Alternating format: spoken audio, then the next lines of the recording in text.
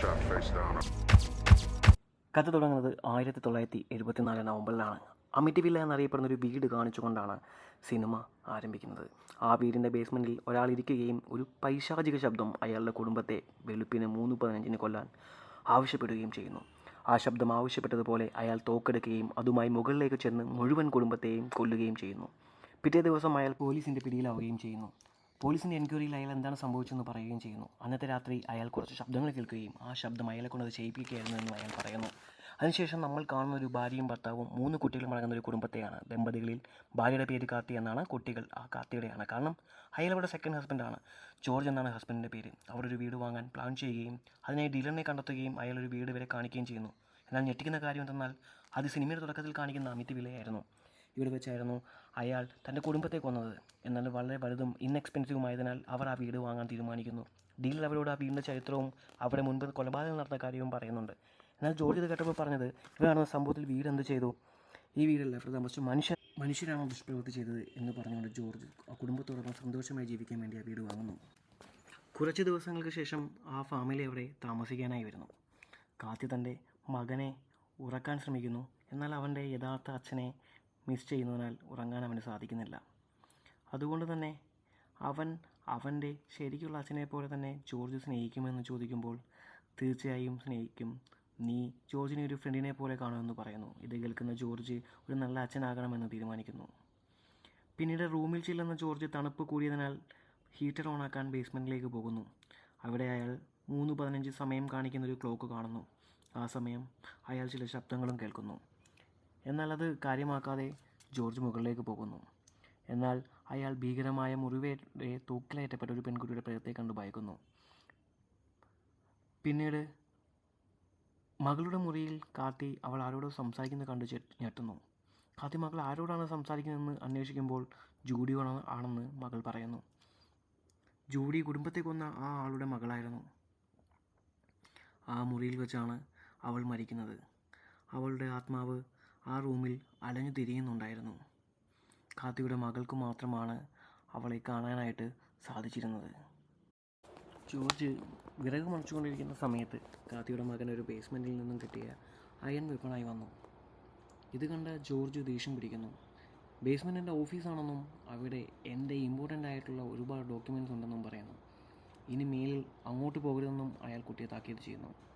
കുട്ടി കരഞ്ഞുകൊണ്ട് അവിടെ നിന്ന് പോകുന്നു. കുറച്ച് നേരത്തിന് ശേഷം മകളെ കാണാതെ ജോർജും കാത്തിയും വിഷമിച്ച് നടക്കുന്നത് കാണുന്നു. അപ്പോൾ അവർ ബോട്ട് ഹൗസിൽ ഒരു നായ കുലയ്ക്കുന്ന ശബ്ദം കേൾക്കുന്നു. പുഴയ്ക്കരികിലുള്ള ബോട്ടുകൾ സൂക്ഷിക്കുന്ന സ്ഥലമാണ് ബോട്ട് ഹൗസ്. അതിൽ മകൾ നദിയിലേക്ക് നോക്കി ബോട്ടിൽ നിൽക്കുന്നത് അവൾ കാണുന്നു. എന്നാൽ ജോർജ് അവൾ വെള്ളത്തിൽ വീഴുന്നതെന്ന് തടയുന്നു.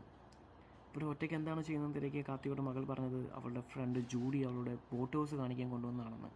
ഇത് കേൾക്കുന്ന കാത്തിക്ക് ആശങ്ക തോന്നിയെങ്കിലും അത് ഇഗ്നോർ ചെയ്ത് മകളുമായി തിരികെ പോവുകയാണ്. ജോർജ് ആ ബോട്ട് ഹൗസ് പൂട്ടുന്നു. പിന്നീട് രാത്രിയിൽ മകൻ ബാത്റൂമിലേക്ക് പോകുമ്പോൾ ചില ഭീകര ശബ്ദങ്ങൾ കേൾക്കുന്നു. അവൻ കൈകൾ കഴുകുമ്പോൾ അവൻ്റെ പിറകിൽ ഒരു ഭീകര രൂപം പ്രത്യക്ഷപ്പെടുന്നു. തുറന്ന പൈപ്പിൽ നിന്നും വെള്ളത്തിന് പകരം രക്തം വരാൻ തുടങ്ങുന്നു. ഇത് കാണുന്ന കുട്ടി പേടിച്ചു വിറയ്ച്ചുകൊണ്ട് റൂമിലേക്ക് പോകുന്നു. രാത്രി 3:15 ആകുമ്പോൾ ആ വീട്ടിലെ എല്ലാ ജനാലകളും തനിയെ തുറക്കുന്നു. ജോർജ് ഉറക്കത്തിൽ നിന്നും ഞെട്ടിയെണീക്കുന്നു. എന്തോ ബുദ്ധിമുട്ട് തോന്നിയ ജോർജ് കുട്ടികളുടെ റൂമിലേക്ക് ചെക്ക് ചെയ്യാനായി പോകുന്നു. അവിടെ ചെല്ലുന്ന അയാൾ കാണുന്നത് കുട്ടികളുടെ റൂമിൽ തോക്ക് പിടിച്ചു നിൽക്കുന്ന അയാളെ തന്നെയാണ്. അടുത്ത നിമിഷം അയാൾ സ്വയം വെടിവെച്ച് മരിക്കുന്നു. അപ്പോൾ ജോർജ് ഉറക്കത്തിൽ നിന്നും എഴുന്നേൽക്കുകയും അതൊരു സ്വപ്നമാണെന്ന് തിരിച്ചറിയുകയും ചെയ്യുന്നു. ജനാലയ്ക്ക് പുറത്തുകൂടെ നോക്കുന്ന ജോർജ് ബോട്ട് ഹൗസ് തുറന്നു കിടക്കുന്ന കണ്ട് കാത്തിയുടെ മകൾ വീണ്ടും അങ്ങോട്ട് പോയെന്ന് കരുതുന്നു. അയാൾ പെട്ടെന്ന് തന്നെ ചെക്ക് ചെയ്യാനായി ഓടിപ്പോകുന്നെങ്കിലും പെൺകുട്ടി അവിടെ ഉണ്ടായിരുന്നില്ല. എന്നാൽ അവിടെ നായ കുരയ്ക്കാൻ തുടങ്ങുന്നു. പെൺകുട്ടി വെള്ളത്തിൽ ചാടിയെന്ന് കരുതി ജോർജും വെള്ളത്തിലേക്ക് ചാടുന്നു. പക്ഷേ പെൺകുട്ടിയെ കണ്ടില്ല. അതേസമയം ജനാലിൽ കൂടി തന്നെ നോക്കുന്ന കാത്തിയുടെ മകളെ അയാൾ കാണുന്നു. അവളുടെ പിറകെ മറ്റേതോ ഒരു പെൺകുട്ടിയെ കണ്ട് അയാൾ ഞെട്ടുന്നു. പേടിച്ചു പോയ ജോർജ് അവളുടെ മുറിയിലേക്ക് ഓടുന്നു. എന്നാൽ റൂമിലെത്തിയ ജോർജ് കാണുന്നത് ഒന്നും അറിയാതെ ഉറങ്ങുന്ന മകളെയാണ്. പിറ്റേ ദിവസം ബേസ്മെൻറ്റിൽ പോയ ജോർജ് ഭിത്തിക്ക് പിറകിൽ നായ മാന്തുന്നു കാണുന്നു. അവിടെ എന്തുകൊണ്ടെന്നും മനസ്സിലാക്കി ജോർജിനോട് കാത്തി എന്തെങ്കിലും കുഴപ്പമുണ്ടെന്ന് തിരക്കുമ്പോൾ നന്നായി ഉറങ്ങാൻ സാധിക്കുന്നില്ല എന്നാണ് ജോർജ് പറയുന്നത്. ജോർജിൻ്റെ പെരുമാറ്റത്തിൽ എന്തൊക്കെയോ മാറ്റമുണ്ടെന്ന് കാത്തിക്ക് തോന്നുന്നു. കാത്തി കിച്ചണിൽ ഒറ്റയ്ക്കായിരുന്നപ്പോൾ അവളെ ഒരു നിഴൽ പാസ് ചെയ്തു പോകുന്നത് പോലെ അവൾക്ക് തോന്നുന്നു. പെട്ടെന്ന് അവൾ ഫ്രിഡ്ജിൽ catch them and kill them എന്ന് എഴുതിയിരിക്കുന്നത് കാണുന്നു. ഇത് കാണുന്ന അവൾ ജോർജ് ചെയ്തതാകാമെന്ന് കരുതി ജോർജിനോട് ചോദിക്കാൻ പോകുന്നു. ജോർജിനെ വിളിച്ചുകൊണ്ട് തിരികെ വരുന്ന കാത്തി കാണുന്നത് ലെറ്റേഴ്സ് പഴയ പോലെ ഇരിക്കുന്നതാണ്. കാത്തി അത് തനിക്ക് തോന്നിയതാണെന്ന് കരുതുന്നു. കാത്തിയും ജോർജും തമ്മിൽ സംസാരിക്കുന്നു. കാത്തിയും ജോർജും ഡിന്നറിന് പോവുകയും കുട്ടികളെ നോക്കാൻ ഒരു ബേബി സിറ്ററിനെ ഏൽപ്പിക്കുകയും ചെയ്യുന്നു. കുട്ടികൾക്ക് അവളെ ഇഷ്ടപ്പെടുന്നു. കാത്തി അവളെ വീട് കാണാൻ ക്ഷണിച്ചെങ്കിലും അവൾ ക്ഷണം നിരസിച്ചു.